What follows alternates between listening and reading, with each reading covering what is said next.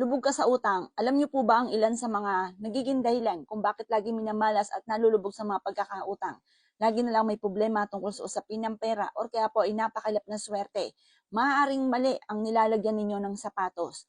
Kagaya unang-una, napakamalas na kayo ay maglalagay ng sapatos sa may main door.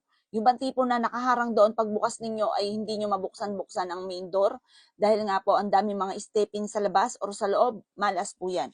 Kaya alisin niyo po yan. Kaya ako mga boss, pag halimbawa nagkaroon ako ng bisita, iniiwan doon sa main door yung mga sapatos, hinahawi ko ito kasi hindi po maganda na nahaharangan yung main door ng mga stepin. Hindi po yan maganda mga boss. Yan po maaaring may pera ka ngayon, mabilis siyang mawawala, mabilis siyang dadaan lang sa inyo po mga kamay.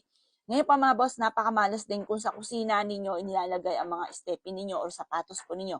Malas din po yan. Kasi ang kusina, pagkain po, dapat anandyan. Kailangan laging masagana ang pamumuhay. Kaya kung gusto nyo maging masagana ang pamumuhay, alisin ang mga stepin or sapatos sa kusina ninyo. Malas din po na kayo'y naglalagay lalong-lalo na sa ilalim ng inyong higaan. Malas din po yan. Kasi mga bossing ko, once na nilalagay nyo po dyan, ang inyong, kasi di ba kung saan yan, saan natin sinusuot po yan. Maaari may mga kumapit dyan negative energy. Itutulog po tayo, syempre pa nagpapahinga ang diwa natin.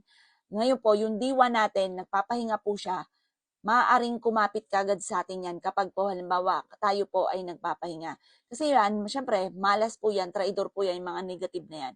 Maaaring kapitan ka ng kamalasan kapag ka ikaw ay naglalagay ng mga sapatos sa ilalim ng inyong higaan. Malas po yan. Ang ilagay nyo sa ilalim ng higaan ng mga swerte, asin or kaya po isang mangkukan na, or isang palayok punong-puno ng barya, nakoy napakaswerte po niya. Kaya kung gusto niyo kayo swertihin, gusto niyo yung aking tinuturong ito, gawin niyo po yan. At kung ikaw po ay may mga sapatos sa ilalim ng inyong higaan, alisin niyo na po yan, malas po yan.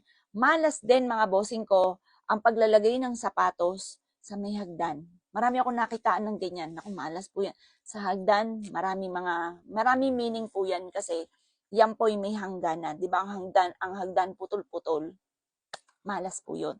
Kaya ayoko na lang banggitin mga bossing ko dahil ang hagdanan, pinagpapahalagahan po yan. Dapat malinis ang hagdanan. Wala kang kahit ano man na sinasabi, lalo na ang mga picture or kaya po yung mga na-achieve po ninyo, huwag kang maglalagay po dyan. Malas po yan kasi may mga hangganan po yan. Kaya kung ikaw ay naniniwala, ako po mga boss, noong una hindi ako naniniwala, pero nung nangyari sa akin mga bossing ko, ay talagang lahat na, kapag sinabing ganito, ginagawa ko po talaga kaagad kasi nga po, nasa huli ang pagsisisi, huwag na natin hintayin na magsisi pa po tayo dahil nakagawa tayo ng gano'n na parang ginusto lang natin na dito ilagay kahit sinabi nating bawal, naging pasaway. Kaya kayo po mga boss, kung naniwala po kayo, kasi ako, lahat na po mga bossing ko na kung ano man nilalagay ko sa hagdanan, inalis ko po lahat po ito.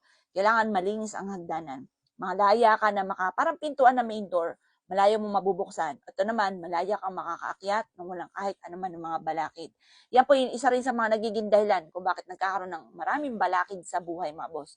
Subukan nyo po, kung marami po kayong problema ngayon, tignan nyo yung hagdanan ninyo at saka yung mga sinabi ko po sa inyo. Kung isa po yan, maaari niya na naging dahilan. Walang masama, lalo na kung nagsasawa ka na sa kahirapan, sa mga problema, walang masama na ilagay nyo ito sa mga tamang posisyon para hindi malasin, para mabago-bago naman ang takbo ng pamumuhay. Proven po yan.